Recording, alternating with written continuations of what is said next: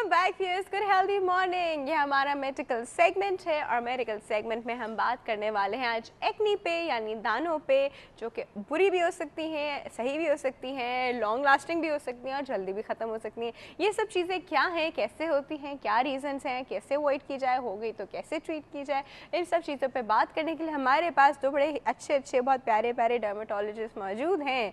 पर उनसे मिलवाने से पहले मैं पोल का सवाल जो है वो रिपीट कर दूँ। हमारे पोल का सवाल है, गर्मियाँ आ गई हैं, आप लोग बताइए कि आप लोग क्या प्रेफर करते हैं, यूपीएस या जनरेटर। और ये आप हमें कॉल करके बता रहे हैं। हमारे पास मौजूद हैं ब्लेजॉन से डॉक्टर बतूल अशरफ। अस्सलाम वालेकुम डॉक्टर साहिबा, कैसी हैं आप? बिल्कुल ठीक ठाक, क्लीन एंड क्लियर स्किन, बिल्कुल साफ सुथरी। आप बताएं, डर्मेटोलॉजिस्ट की नहीं होगी तो किसकी होगी? अच्छा भी, डॉक्टर साहिबा के साथ एक और डॉक्टर साहब जो है वो भी डर्मेटोलॉजिस्ट हैं और आप लोगों के फेवरेट हैं क्योंकि हमारे पास आते रहते हैं, काफ़ी ऑफनली आते रहते हैं। डॉक्टर नदीमुद्दीन साहब, अस्सलाम वालेकुम डॉक्टर साहब। वालेकुम अस्सलाम। कैसे हैं आप? अल्हम्दुलिल्लाह, सब ठीक ठाक? बिल्कुल ठीक ठाक, अच्छे लग रहे हैं। Thank you. अच्छा जी, हम पहले डॉक्टर साहब से, डॉक्टर साहिबा से पूछते हैं हमारे पोल का सवाल, फिर हम इनसे और बातें करते हैं। डॉक्टर साहिबा, यूपीएस या जनरेटर? जनरेटर।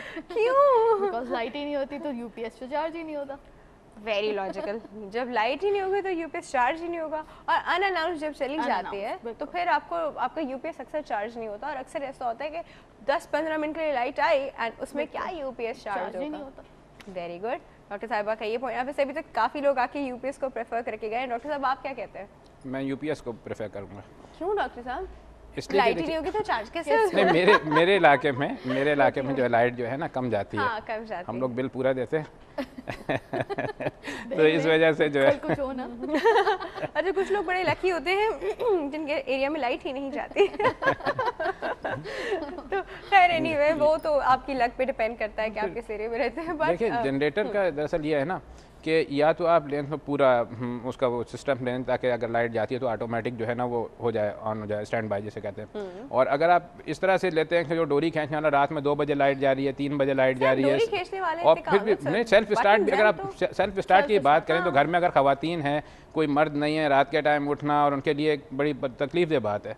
लेकिन अगर आप एहतियात से यूपीएस इस्तेमाल करते हैं, हाँ, तो मतलब अगर आप जो है वो करते हैं तो मतलब ये कि रात में बच्चे हैं, ख़वातीन हैं, कोई मर्द नहीं है चलाने वाला आपके पास, तो बहुत बेहतर है कि ठीक है आप कम जी एक पंखा चला लें, एक वो बल्ब ऑन कर लें। ज़रूरी नहीं कि आप पूरा घर को रोशन करें, लेकिन इमरजेंसी के लिए मैं समझता हूँ कि यूपीएस जो है ना वो बहुत बेहतर है। हमारे जिस तरह का एनवायरनमेंट है, चोरियाँ डाके ये वो, तो रात में उठना, फिर बाहर जाके उसे जनरेटर को खोलना, ऑन करना, उसकी आवाज़ का शोर, नॉइस पोल्यूशन, ये भी बहुत सारी चीज़ें इसमें होती हैं। नॉइस पोल्यूशन जी बहुत है। और दूसरा ये भी कि उसमें जो फ्यूल डलता है, चाहे वो पेट्रोल हो, डीजल हो या वो गैस हो, जो भी होता है, कभी गैस की भी लोड शेडिंग है, पेट्रोल डीजल भी कभी बंद हो जाते हैं, तो यू नो टेंशन तो है, टेंशन तो किसी भी चीज़ में सुकून नहीं है। इससे अच्छा हम लोग सोलर एनर्जी यूज़ करना शुरू करते हैं। बहुत बेहतर रहेगा, है ना, बहुत बेहतर रहेगा। I hope very soon. नहीं बट एक्सपेंसिव है, वन टाइम खर्चा, उसके बाद यू नो हो रहा है, आ गए हैं आस्ते आस्ते, ये सोलर एनर्जी वाले भी आ गए। सही। अच्छा जी, हमें ऑल्टरनेट, हम लोगों ने एनर्जी और फ्यूल पे बात कर ली। अब हम बात करते हैं थोड़ी सी एक्नी पे। तो डॉक्टर साहब, सबसे पहले आप मुझे बताएं, हम एक्नी किस चीज़ को कहते हैं और खाली नॉर्मल दाने किस चीज़ को कहते हैं? एक्नी बेसिकली ओवर प्रोडक्शन होती है सीबम की, उससे जो है सुपर इम्पोज जब बैक्टीरियल इन्फेक्शन उसके साथ हो जाता है, दैट कॉजेज एक्नी, जिसमें आप पस्ट्यूल्स होते हैं, पेप्यूल्स होते हैं। पस्ट्यूल्स पीप वाले दाने हो गए, पेप्यूल्स नॉर्मल जो दाने होते हैं, सारी चीज़ें, ये सारी चीज़ें होती हैं। अब नॉर्मल दाने कैसे होते हैं? जो बिल्कुल पानी वाले ना हो, ब्लैक हेड्स, वाइट हेड्स, इस तरह के पप्यूल्स, रेडिशनेस से स्टार्ट होती है ये सारी। तो ऑल दिस कंडीशंस कंबाइंडली जो है वो कॉज करती हैं एक्नी को। ठीक है। अब उसमें जो वाइट हेड्स हैं, वाइट कॉमेडॉन्स भी कहते हैं, ब्लैक हेड्स को ब्लैक कॉमेडॉन्स भी कहते हैं। इनमें जो है अब एक साथ जब लेकर चलते हैं तो एक ग्रेविंग सिचुएशन जो जाती है उसको एक्नी कह रहे हैं। सही। सबसे बेस्ट उसका तरीका ये होता है कि क्लींजिंग आप अच्छी करें, वो इनिशियल ही ट्रीटमेंट स्टार्ट कर दें ताकि स्कारिंग तक के स्टेज ना जाए, और नोचे नहीं बिल्कुल भी, नेल्स बिल्कुल भी नहीं यूज़ करें। होता ये है कि नेल्स फ़ौरन यूज़ करना शुरू कर देते हैं, जैसे ही पस्ट्यूल बनता है पस निकालने की कोशिश करते हैं, उससे जो है वो स्कारिंग होती है, गड्ढा पड़ता है वहाँ पे और फिर सिचुएशन ख़राब होती है। दूसरा, कुछ चीज़ें जो होती हैं उसको अर्ली मैच्योरिंग की तरफ लेके जाती हैं, मतलब इन द सेंस कि एक्नी, हाँ नहीं व्हाट आई मीन टू से कि जब पिंपल Acne, निकलता okay, है okay. तो हम कोशिश करते हैं कि जल्दी से जल्दी पास से, वाली स्टेज पे आए बिल्कुल, ताकि बिल्कुल, खत्म हो खत्म हो जाए। तो उसके ऊपर लोग ऐसा। काफ़ी चीज़ें लगाते हैं जिसमें I should say hydrogen peroxide जैसी चीज़ें भी उसके अंदर होती है, तो ये चीज़ें सही रहती है? नो, उस पर फिर ये कि बर्निंग हो जाती है, ब्लैक निशान पड़ जाते हैं, स्कारिंग होती है, ज़्यादा वो होता है इस तरह। तो कंसल्ट करके जो है, अब ऐसी चीप क्रीम्स भी मौजूद है कि इनिशियल स्टेज पे लगाई जाएं तो बिल्कुल सही हो जाती है एक्ने, पर इट टेक्स टाइम। उसके अलावा अच्छी क्लिनजिंग करें ताकि सीबम की प्रोडक्शन कम से कम। अच्छा, सीबम कंट्रोल हो, जो अगेन हम लोग कहते हैं कि जहाँ पे दाने निकले, जो डॉक्टर साहब हम कहते हैं जहाँ दाने निकले हम उन एरियाज को टच ना करें, ठीक है। लेकिन जब हम क्लेंजिंग करने पे आते हैं तो we do it all over, मतलब इंक्लूडिंग द दाना वाला एरिया, तो तो वो चीज़ सही रहती है क्या? देखिए, और रगड़ते नहीं हम उसको, रगड़ नहीं, इसको इतना रगड़ना नहीं चाहिए। क्लीनिंग का ये मतलब नहीं होता कि आप उसको इतना ज़्यादा रगड़ें कि उसमें जो बाकायदा स्कार जिसके बाद डेवलप हो जाए। क्लीनिंग का मतलब ये होता है जो आपके ऊपर डस्ट वगैरह जो चेहरे के ऊपर आई हुई है, जो कि ऑयल है, सेबेशियस सिक्रीशंस हैं, चिकनाहट वगैरह, उनको साफ़ करना क्लीनिंग है। अब जिसको नहीं पता होता वो ज़ाहिर है कि वो उसको इतनी ज़ोर से नोच के वो निकालते हैं, तो वो सही नहीं है, क्योंकि ये जिस तरह दाना ऊपर की तरफ फट रहा है, अगर ये अंदर भी फट जाता है तो ये जो है डर्मिस के अंदर जिस तरह ये दाना है मोटा सा, अगर ये अंदर की तरफ फट गया तो उसके अंदर जो है ना इन्फ्लेमेटरी रिएक्शन शुरू हो जाएगा, और जब वो इन्फ्लेमेटरी रिएक्शन शुरू होगा तो उसके नतीजे में जो स्कार होगा गड्ढा अंदर भी फट जाता बिल्कुल अंदर फट सकता है ना। ऊपर जिस तरह आप दबा के फाड़ रहे हैं वो अगर अंदर, क्योंकि वो तो एक पूरा ब्लैडर बना हुआ है ना, वो बारे की तरह है। हाँ, तो नीचे अंदर से बाहर कहीं भी, हाँ, ऊपर से फट गया, अंदर से भी फट सकता है, ठीक है। हाँ, अगर वो फट गया, हाँ, अगर वो फट गया तो वो फिर क्या होगा, ज़ाहिर है अंदर वो इन्फ्लेमेटरी रिएक्शन करेगा। तो जिन लोगों को बड़े बड़े गड़े पड़े हुए होते हैं चेहरे पर, वो इसी वजह से होते हैं कि वो जो दबा के उसे नोचते हैं, निकालने की, फोड़ने की कोशिश करते हैं, तो ये फूट तो जाता है वो, लेकिन ये को अंदर की तरफ जब इन्फ्लेमेटरी रिएक्शन होता है तो उसकी वजह से पकड़िंग ऑफ स्किन खाल जो नीचे की तरफ चली जाती है। अच्छा, पर डॉक्टर साहब हाँ, मैं आपसे ना वो हम लोग के जो बचपन में हम लोग काम करते थे ना, वो डिस्कस करती हूँ ना, वो होता ही था कि हम लोग जब पिंपल फाड़ देते थे सुकून से, तो सारा जब उसमें से पास बाहर आ जाता तो we used to squeeze till blood comes out, and we never knew the logic, but वही होता था कि पास जो है वो सारी बाहर चली जाए। अच्छा जी, इस कॉन्सेप्ट के साथ हमें कॉल लेते हैं, फिर इस पर बात करते जी। अस्सलाम वालेकुम। गुड हेल्दी मॉर्निंग, कौन बात कर रहा है? थैंक यू, मैं आबदा बात कर रही हूँ। आबदा कहाँ से?